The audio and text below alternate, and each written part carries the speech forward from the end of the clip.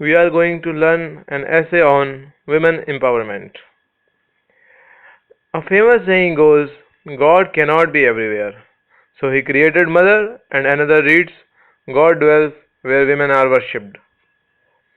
It is quite interesting to see that we want either to worship a woman as a goddess or hate her as a whore.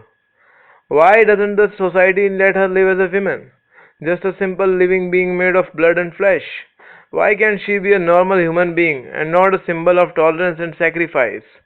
Our patriarchal form of society made the women believe that she will carve a niche for herself in the heaven if she remains chaste, tolerant, sacrificial, faithful, and most important of all, if she worships her husband and treats him like God.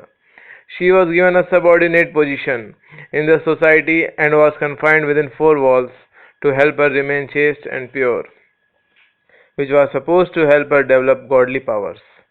Time and again she was narrated the stories of Sati, Savitri, and Sita. It is rightly said, women are not born, they are made.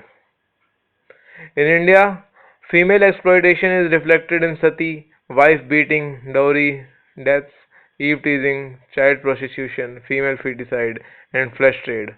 Besides defective and ineffective legislation, it is the traditions, attitudes towards women, and their role status in the family and the society which is mainly responsible for the continual suffering of women.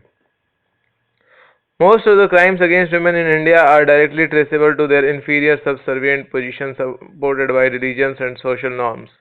For women empowerment, the first requirement is educating the women. If we educate a man, we educate an individual. But if we educate a woman, we educate a family. Besides, this only an educated mind can think and evaluate. Just as the knowledge of English language helps some revolutionists in gaining information about the French Revolution and then raising similar demands in India, the knowledge about right to equality and equal opportunity will help the women to come out of their cocoon and occupy equal status in the society. Women also need to have adequate representation in the seats of power.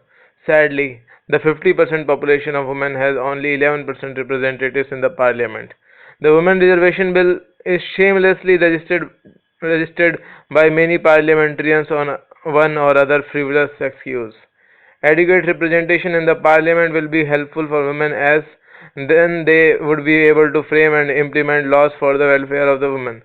Some people oppose the citing the example of panchayats where women sarpanch are puppets in the hands of their male counterparts. We need to understand that this is the transition stage.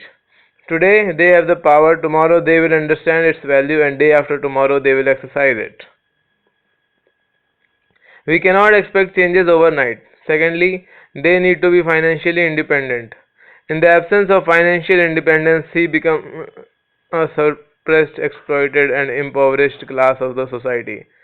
As society progressed, division of labor took place.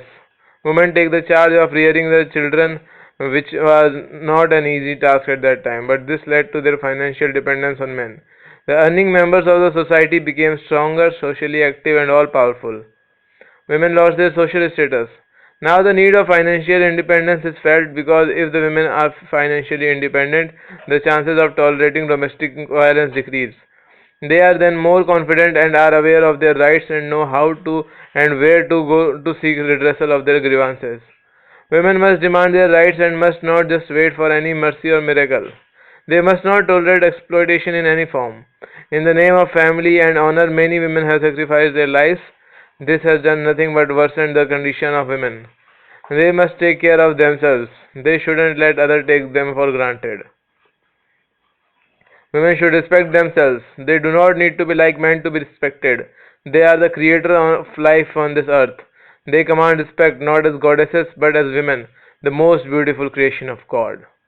Thanks for watching. Please subscribe to my YouTube channel www.gyani